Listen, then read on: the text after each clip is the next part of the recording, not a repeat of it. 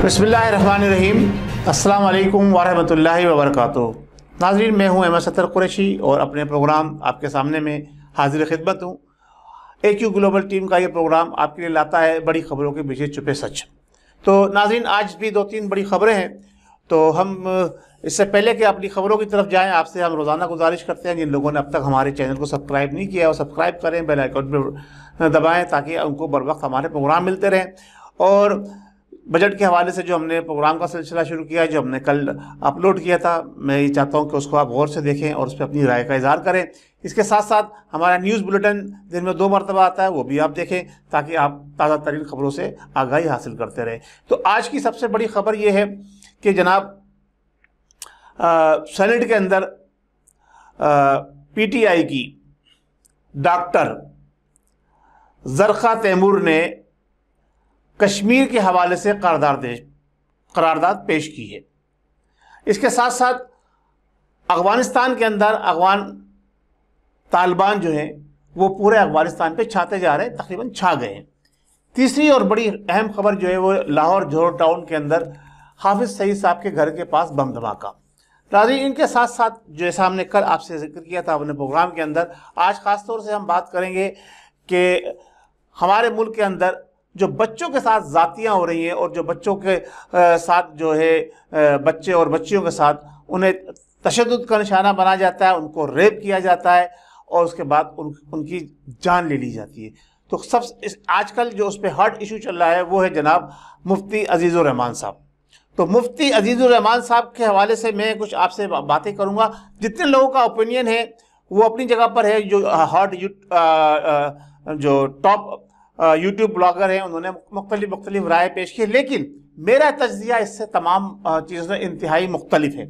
नाज़रीन, मैं बात करूँगा सबसे पहले इन तमाम खबरों के अंदर कि अफ़गानिस्तान के जो तालिबान छा रहे हैं उसका रद्द अमल आप देखेंगे। पाकिस्तान में बम धमाकों का सिलसिला शुरू हो गया। ये खबर जो थी कि अफ़गानिस्तान में तालिबान छा गए, उस खबर का सच्चाई क्या है वो आप देखें जी। हाफिज़ सईद साहब जो तालिबान के खिलाफ लड़ते रहे, जो बातचीत करते रहे, सबसे पहले टारगेट पाकिस्तान के अंदर जनाब अली लाहौर के अंदर बम धमाका हाफिज़ सईद साहब के घर के पास। अफगानिस्तान से अमेरिकी फौजों के इंजला के बाद पाकिस्तान को कितना और सब्र करना पड़ेगा, कितनी मुश्किलात झेलनी पड़ेगी, ये अब आपके सामने खुल के आहिस्ता आहिस्ता आ जाएगा। इसके साथ साथ कल भी मैंने आपको एक खबर ब्रेक की थी और बड़ी अहम खबर थी कि हमारे एग्जीक्यूटिव्स के ऊपर जो है कातलाना हमले की तैयारी, लेकिन बाद में पता चला, इंडियन न्यूज़ चैनल ने बताया कि जनाब ये अमल हो चुका है। तो अंदर की खबरें हमेशा दुश्मन देता है। तो इंडियन एक न्यूज़ चैनल ने बताया, बाद में मेरे पास मुसद्दिक़ा खबर आई कि जनाब अली ये अमल हुआ था, लेकिन हमारा मीडिया इसके ऊपर खामोश है, ऐसी खबरें बाहर नहीं लेकर आता। लेकिन हकीकत अगर आवाम के सामने नहीं आएगी तो आवाम को हक़ाइक़ कैसे पता चलेगी। इसके साथ साथ ये भी बताता चलूँ कि ये PTI की अचानक जो है कश्मीर के हवाले से कि जनाब अली मोदी सरकार जो है वो 5 अगस्त की 1919 की पोजीशन पर वापस जाए, ये करारदाद अचानक क्यों पेश की गई, ये बड़ी खबर है। और इसके पीछे का छुपा सच ये है कि मोदी सरकार खुद पजल हो गई है। कश्मीर के अंदर 7 लाख 8 लाख फौज रखकर उन्हें खिला रही है और उसे हासिल कुछ नहीं हो रहा। तो लिहाजा अब मोदी और बैनुल अक़वामी प्रेशर भी अपनी जगह पर है, लेकिन मोदी हुकूमत ने ये खुद डिसाइड कर लिया है। ये खबर मैं आपको ब्रेक कर रहा हूँ कि मोदी हुकूमत खुद डिसाइड कर चुकी है कि जनाब कश्मीर से जो सामने 7 लाख फौज 8 लाख फौज वहां लगाई हुई है उसको वापस लाया जाए।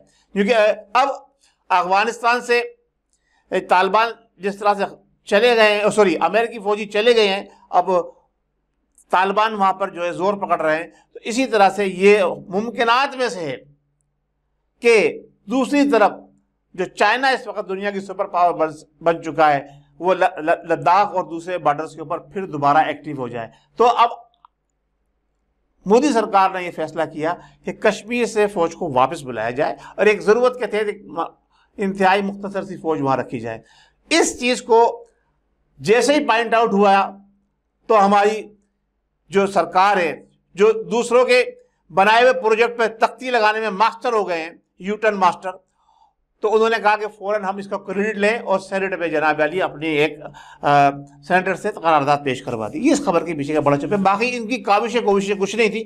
دوسری بات، اب میں ایک بات لے کے چلتا ہوں. جوہر ٹاؤن میں بم دھماکہ ہو گیا، اس کی رپورٹ بعد میں آئے گی کیا محرکات تھے. آپ چھوٹا سا جو تجزیہ ہے آج خاص طور سے وہ ہے عزیز الرحمان صاحب کے حوالے سے، مفتی عزیز الرحمان صاحب. ناظرین، میں آپ کو ماضی میں لے کے جانا چاہتا ہوں کہ مسجد وزیر خان، آپ کو یاد ہوگا اب سے کچھ عرصے پہلے مسجد وزیر خان کے اندر ہمارے ملک کی ٹاپ اداکارہ، وہ اداکارہ وہ ٹاپ کہلاتی ہیں، لیکن میں ان کو کہتا ہوں ہمارے ملک کی ناچنے گانے والیاں، جنہیں ہم جو دوسری زبان میں جو ہمارے آبا و اجداد زبان استعمال کرتے آئے وہ زبان استعمال کروں گا. آپ لوگوں کو برا لگے گا لیکن مجھے کوئی حرج نہیں. یہ کنجریاں کہتے ہیں انہیں، کنجریاں اور ناچنے گانے والی جنہیں ہم میراثی بولتے ہیں، وہ لوگ آج کل چھائے میں اور انہیں جناب علی عروج حاصل ہے.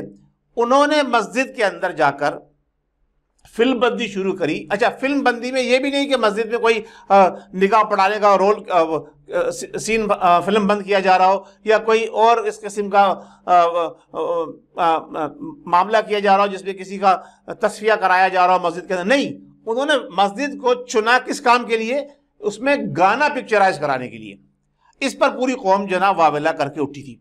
اس کے بعد ہوا کیا کہ اس میں ایک اداکار تھے، ان کے ساتھ ان کا نام میرے ذہن سے اس وقت نکل رہا ہے، انہوں نے تو معافی مانگ لی، لیکن جو اس میں ایکٹر تھی اس کا نام تھا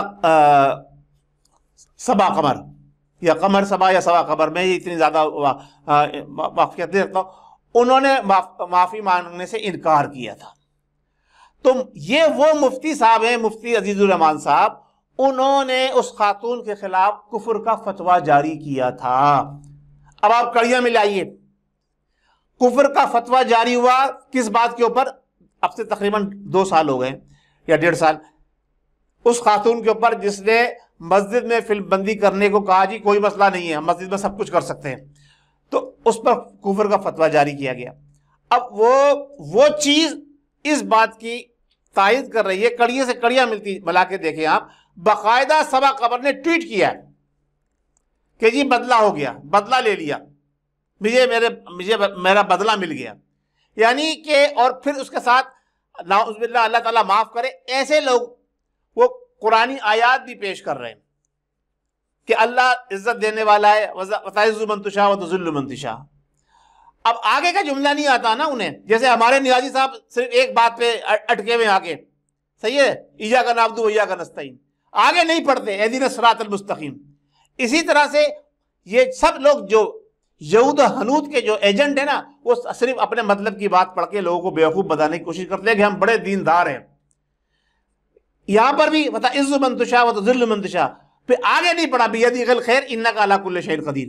صحیح ہے، آگے نہیں پڑھا انہوں نے بھی، آگے انہوں نے کوٹ نہیں کیا کیونکہ ان کو آتا ہی نہیں آگے. انہیں اپنے مطلب کی بات کسی نے بتائی، انہوں نے جناب علی پیش کر دی. اب آپ اس کی کڑیاں ملائیں کہ وہ کہتی ہے جناب میرا بدلہ ہو گیا.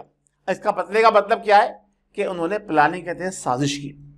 اور آپ یہ دیکھیں جب سے یہ نیازی حکومت آئی ہے، ہم نے ایک تھوڑا سا ایک سروے رپورٹ نکالی ہے اور اس میں ڈان کی خاص طور سے اسپیشل سروے ہے. اس کے مطابق تقریباً ان 3 سالوں کے اندر کم و بیش جو ہوئے ہیں کہ 2018 اور 2019 پورا 2020، اس کے اندر تقریباً 4000 بچوں کے ساتھ ریپ ہوئے ہیں. 4000، تقریباً 4000 بچوں کے ساتھ ریپ ہوئے ہیں، جس میں 400 بچوں کو ان کے ساتھ زیادتی کر کے ان کو مرڈر کر دیا گیا 2018 کے اندر، اور 54 بچے ان کو ریپ کیا گیا. اس میں لڑکے اور لڑکیاں سب شامل ہیں، اور بہت ساروں کو تنگ بھی کیا گیا، ہنٹنگ کی گئی، دوسری چیزیں علیحدہ. 2019 کے اندر 380 بچے جن کو ریپ کر کے مرڈر کیا گیا، اور 55 کو جو ہے خالی ریپ کیا. اس کے علاوہ کنگ ریپ جو ہوا وہ 4 کے ساتھ ہوا، پہلے 6 کے ساتھ ہوا تھا. اور 2020 کے اندر جو ہے وہ 89 بچوں کے ساتھ جو ہے وہ جن کو ذاتی کر کے قتل کر دیا گیا، کہیں کچرے میں پھینک دیا، کسی نے دریا میں ڈال دیا، کسی نے مٹی میں دبا دیا. یہ ظلم اور بربریت ہوتی رہی ہے اور ہماری حکومت خاموش رہی ہے.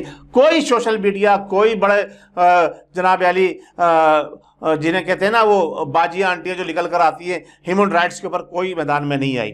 اچھا، اس میں ریپ جو بچیوں کے ساتھ ہوئے ان کی تعداد زیادہ ہے، تو اس میں بھی تقریباً جو ہے وہ کنگ ریپ 2020 میں بھی 5 ہوئے بڑے ریپ۔ اچھا، اس کے علاوہ ماضی کے اندر بھی میں نے آپ کو بتاتا چلوں کہ ایک لاہور کے اندر ایک واقعہ ہوا تھا جس میں ایک جنونی قاتل نے تقریباً 100 کے قریب بچوں کو جناب علی تیزاب کے جو ڈرم میں جو ہے نا ڈال کے ان کو گلا دیا تھا، اور ان کے ساتھ بھی زیادتی کر کے، اور بھی بڑے بڑے کیس ہیں۔ آنٹی شمیم کا کیس جو لاہور کے اندر جو لیڈیز جسے کہ جو ہوتے ہیں نا اپنا گھر وہ چلاتی ہے، وہاں کے واقعات وغیرہ۔ اچھا، اس پر یہ بڑی بڑی انٹیاں، بڑے بڑے جو ہمارے ہیومن رائٹس کے لوگ ہیں وہ خاموش رہتے ہیں۔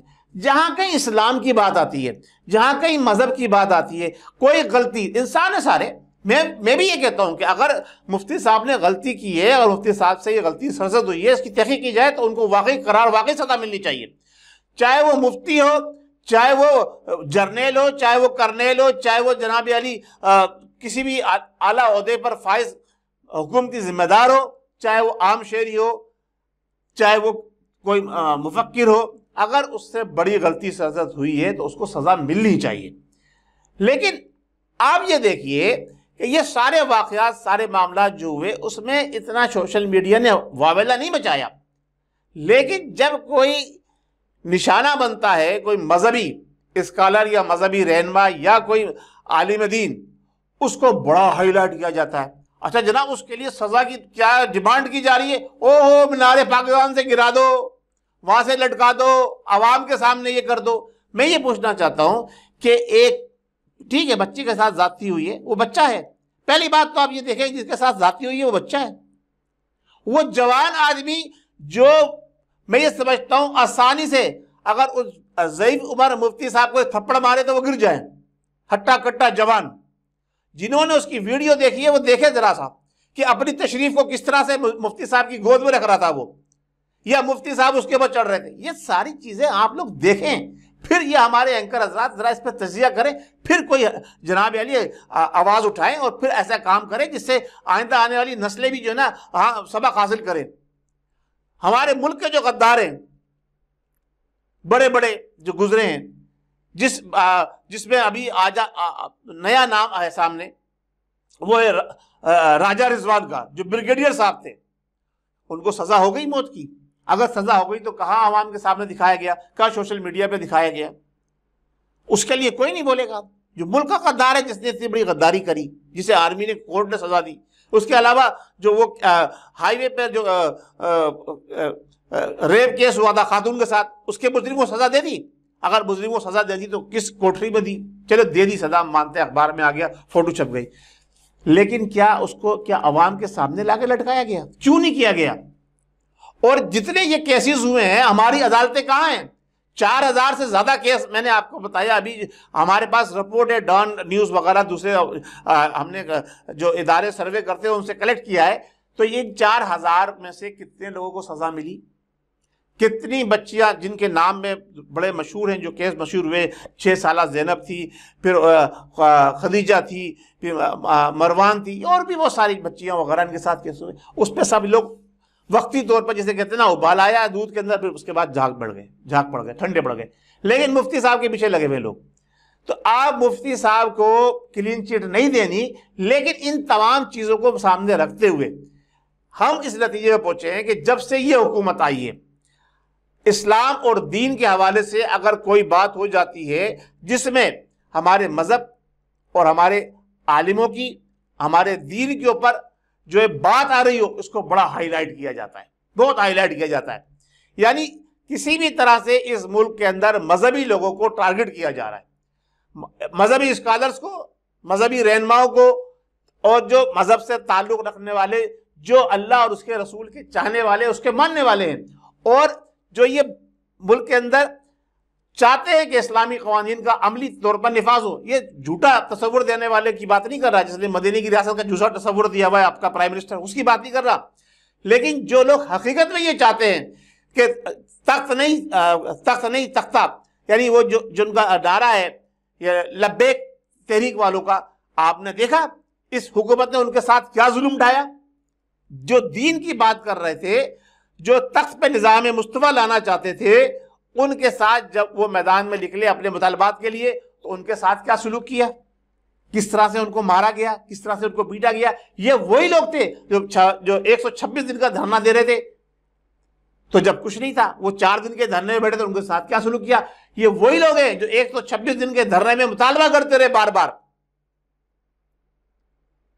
کہ 17 جون کے واقعے جو کہ ماڈل ٹاؤن کا ہوا تھا، جس میں جانوں کے ضائع ہوئی تھی، بلکہ جن میں شہید کیا گیا تھا ہمارے اقتدار والوں نے، اس وقت کے جو لوگ اقتدار میں تھے. ہم اس کا جناب علی کیس کا فیصلہ کروائیں گے، اب تک خاموش ہیں.